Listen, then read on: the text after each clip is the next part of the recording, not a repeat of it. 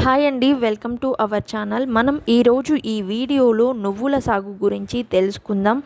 Early kharif సీజన్లో అలాగే సంవత్సరం పాటు ఏ సీజన్లో అయినా నువ్వులు అనేది మనం సాగు చేసుకోవచ్చు. ఇంకొకటి ఏంటంటే తక్కువ ఖర్చుతో కూడుకున్న పంట. ఇది నీళ్లు నిలబడని తేలికపాటి నేలలకు మాత్రమే అనుకూలంగా ఉంటుంది. నీళ్లు నిలబడే నేలలకు ఈ సాగు అనుకూలంగా ఉండదు. అలాగే ఒక ఎకరానికి 2.5 నుండి 3 కిలోల విత్తనాలు అయితే అవసరమవుతుంది. అలాగే దీని పంట కాలము వచ్చి 70 నుండి 90 రోజుల వరకు అయితే ఉంటుంది.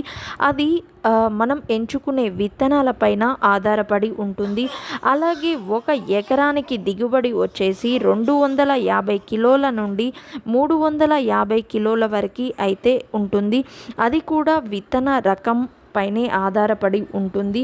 అలాగే దీనిలో మనం అంతర పంటగా ఆముదం, కంది, పెసర, వేరుశనగ వంటివి విత్తనాలను మనం అంతర పంటగా యూజ్ చేసుకోవచ్చు.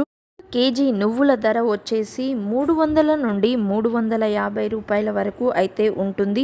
అలాగే నూనె శాతం వచ్చేసి మనకి 50 నుండి 55% మధ్యలో అయితే ఉంటుంది.